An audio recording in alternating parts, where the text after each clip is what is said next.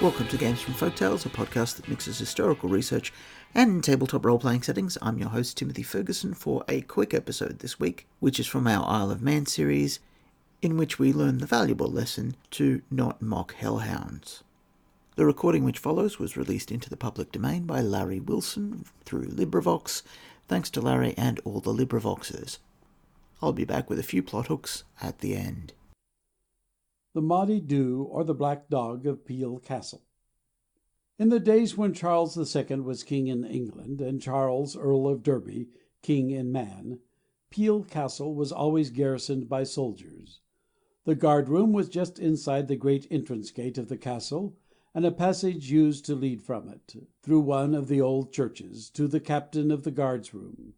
At the end of the day one of the soldiers locked the castle gates and carried the keys through the dark passage to the captain. They would take it in turns.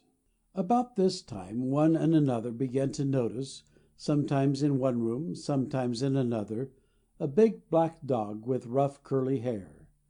He did not belong to any person there, and nobody knew anything about him.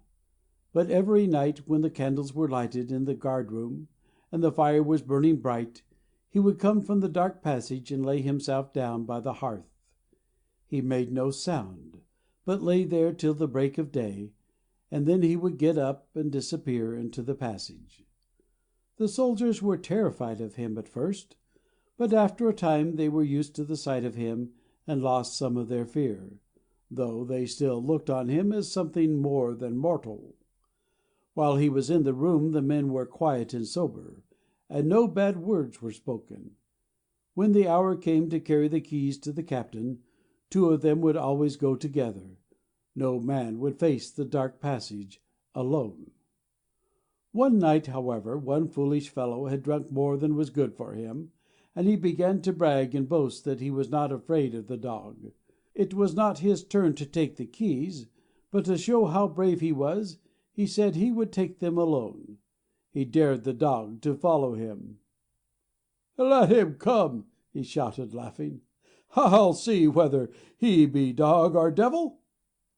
His friends were terrified and tried to hold him back, but he snatched up the keys and went out into the passage.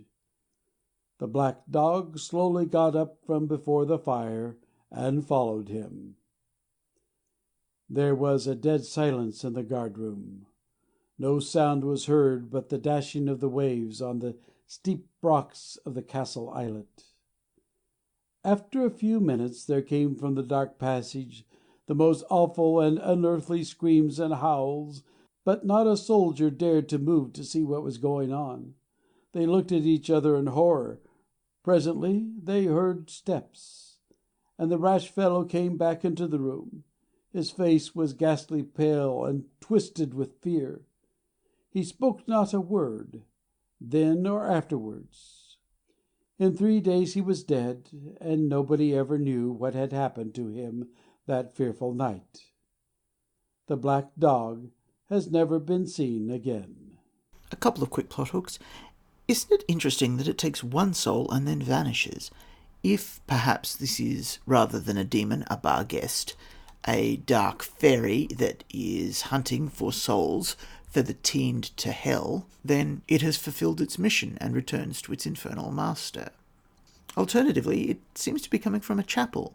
Is it the ghost of a person who is buried in the chapel? And because of its ghostly nature, can it take on a more horrible form? If it is a minor demon, it seems to have a very narrow victim group, in that it doesn't appear to be able to eat any of these soldiers until one of them boasts pridefully about the dog itself.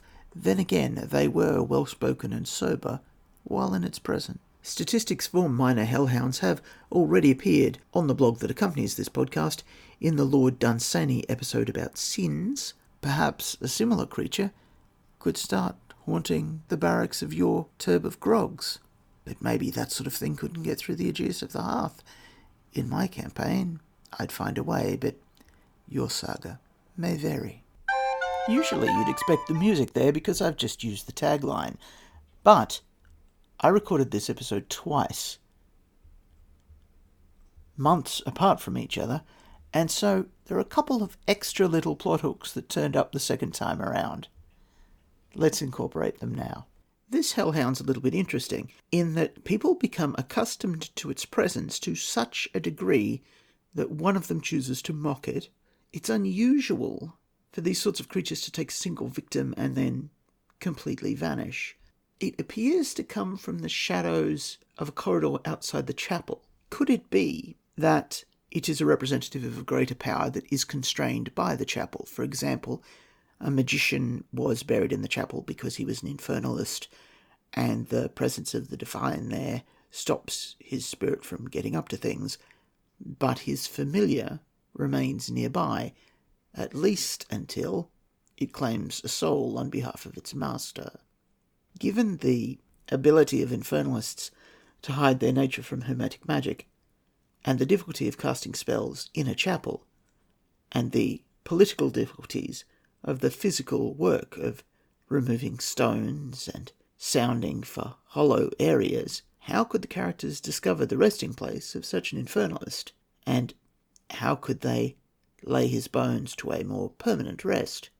If they took him outside the chapel, might the minor hellhound become something far worse?